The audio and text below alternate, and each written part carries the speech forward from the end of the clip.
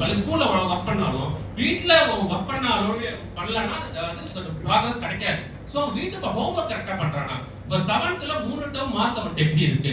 Parent support எப்படி இருக்கு? இப்ப பையன் படிக்கும்போது பீஸ்ஃபுல்லான சிச்சுவேஷன் வீட்ல இருக்கா? அதுல வீட்டுக்கு பீஸ்ஃபுல்லான சிச்சுவேஷன்ல வீட்டுக்கு ஒரு டிஸ்டர்படா இருக்குன்னா அவன் வந்து படிப்பை பாதிச்சிடும். சோ அந்த பெற்றோர் ஒத்துழைப்பு இது எல்லாமே பார்த்து என்ஹான்ஸ் பண்ணணும் தேர்ந்தெடுத்துக்கணும்.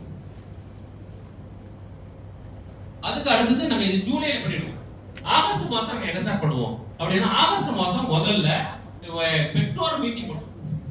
எத்தனை மாணவர் தேர்ந்தெடுத்தோமோ கோச்சு கொடுக்க போறோமோ அத்தனை மாணவர்களையும் சொல்லிட்டு முதல்ல என்எம்ஸ்னா என்ன, அதுல பெனிஃபிட் என்ன, ஃபியூச்சர்ல என்எம்ஸ்ல வின் பண்ற பையனா ஐஐடி ஈஸியா ஆயிடுவான், அவன் நீட்டுக்கு எக்ஸாம் ஆயிடுவான். இதுதான் ஃபவுண்டேஷன். இதுதான். சோ உங்க படிப்புல உங்க வீட்டுல ஒரு டாக்டர் வரணும், ஒரு ஐஐடி போகணும் ஆசைப்பட்டீங்கன்னா என்எம்ஸ் இப்பயே கோச்சு கொடுத்தா போதும். இதுல இருந்து என்எம்ஸ்ங்கிறது அவனுக்கு இது 9th 12th பையன் மாசம் 1000 ரூபாய் வாங்க போறான். அப்ப உங்களுடைய சப்போர்ட் எனக்கு வேணும் அப்படிங்கிறது பேரண்ட்டுக்கு அதோட கொடுத்துட்டா வீட்டுல அவங்க சப்போர்ட் பண்றது டெஃபினட்டா பேரண்ட் சப்போர்ட் வேணும்.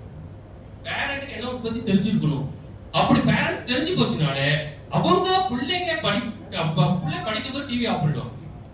மேக்ஸிமம் எல்லாத்துக்குமே இதோட வேல்யூ தெரிஞ்சு போது அது வேல்யூ தெரிஞ்சு போச்சுனாலே அவங்க சப்போர்ட் பண்ண ஆரம்பிச்சிடுவாங்க. இது நேஷனல் எக்ஸாம் இது மாதிரி டிஸ்ட்ரிக்ட் லெவல் இதுல இதே மாதிரி வெஸ்ட் பெங்கால் ஜம்மு காஷ்மீர் அவர்கள இதே எக்ஸாம்ல அவர் எழுதியிருக்கிறார். அவர் எல்லாமே இவர் தேர்வு பண்ணியிருக்கிறார். அப்படி இருந்தா இப்போ தானே இவருக்கு நீட் ஐஐடி பண்ணுவதற்கு எலிஜிபிலிட்டி ஒரு மாதிரி உள்ளனே பொட்டன்ஷியல் இருக்குது பண்ணுவதற்கு இது நல்லா இருக்குது. உங்க ஸ்கூலுக்கு ஒரு நல்ல இது 1000 அது தனியா அட்லீஸ்ட் உங்க ஸ்கூல்ல இத்தனை பேர் என்எம்எம்எஸ் பாஸ் பண்ணியிருக்கிறது நீங்க சொல்வதற்கு ஒரு மாதிரி நல்லா இருக்கு. இப்போ பாருங்க எவ்வளோ ஒரு ப்ரைட்ல சொன்னாருங்க அவர் ஸ்கூல் பத்தி. அடுத்த டைம் நீங்க நிறைய டீச்சர்ஸ் இங்க சொல்ற மாதிரி நான் எக்ஸ்பெக்ட் பண்றேன். Sure sir. National level exam நான் யூபிஎஸ்சி மாதிரி இது ஒரு நல்ல பண்ணிருக்கு. It's not easy. ஒர்க் பண்ணிட்டு தான் பண்ணதுக்கு ஸ்ட்ராட்டஜி வேணும். டேலண்ட் எல்லார்கிட்ட இது ஒரே ஸ்கூல்ல 11 இருந்தா மீதி ஸ்கூல்லயும் 11 ஆராம்சா இருக்கும். 1000 நாட் 1000 150 அவ்வளோ ஆர்ட் ஸ்கூல்ஸ் இருக்குது. அங்க கண்டிப்பா இதே மாதிரி நிறைய பசங்கள் இருக்கிறாரு. அதெல்லாமே நீங்கள் ஐடென்டிஃபை பண்ணிட்டு கொஞ்சம் ட்ரெயின் அப் பண்ணிட்டாச்சு அழகா பண்ண முடியும். நான் நம்புறேன்.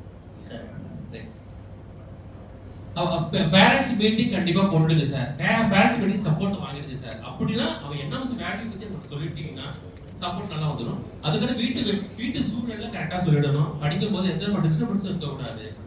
இன்னும் பேரண்ட்ஸுக்குள்ள ஆர்குமெண்ட்ஸ் வந்தா கூட பசங்க படிக்க நேரத்தில் பண்ணாதீங்க. கொஞ்சம் இடம் கொடுத்துடுங்க. எல்லாமே நாங்க சொல்லிடுவோம். இப்படி ஹெல்த்தியா சாப்பிடணும். பிள்ளைங்களுக்கு என்ன ஆகாரம் கொடுக்கணும்னு கூட சொல்லிடுவோம். நீ ஹெல்த்தி ஆகாரம் தான் சார் கொடுக்கணும். இப்படி தான் இருக்கணும். இப்படி ஒவ்வொரு ஈச் அண்ட் எவ்ரிதிங் பேரண்ட்ஸ்க்கு இன்ஸ்ட்ரக்ஷன் கொடுக்கணும்.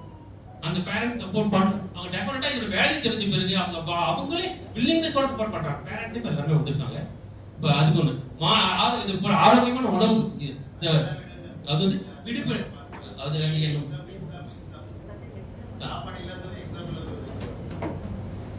வாட்ஸ்அப் வீட்ல ஹோம்வொர்க் வாட்ஸ்அப் வழியா ஹோம்வொர்க் கொடுப்போம். வாட்ஸ்அப் ஹோம்வொர்க் பண்ணும்போது பிள்ளைங்க பேரண்ட்ஸ் வாட்ஸ்அப் சொல்லுங்க. பிள்ளைங்க வாட்ஸ்அப் பயன்படுத்தும் போது கவனசத்தில் வந்துட்டு நம்மளோட உழைப்பு முழுக்க ஃபெயிலியர் ஆயிடும். அதனால அது கொஞ்சம் வாட்ஸ்அப் பயன்படுத்தும் போது கொஞ்சம் பார்ப்போம். அதுக்கு அடுத்தது இது வந்து சிலபஸ் பொறுத்து உங்களுக்கு குரூப்ல ஷேர் பண்ணி இருக்கிறார். அந்த பிடிஎஃப் இவர் என்ன சொல்றாரு அதை ஷேர் பண்ணி இருக்கிறார். வேற என்ன ஷேர் பண்ணி இருக்கீங்க? என்ன பிடிஎஃப் சொல்லுங்க. மேத்ஸ் சயின்ஸ் என்ன பிடிஎஃப் உள்ள என்ன இருக்கும் பார்த்து இல்லையா? மேத்ஸ் சயின்ஸ் இது என்ன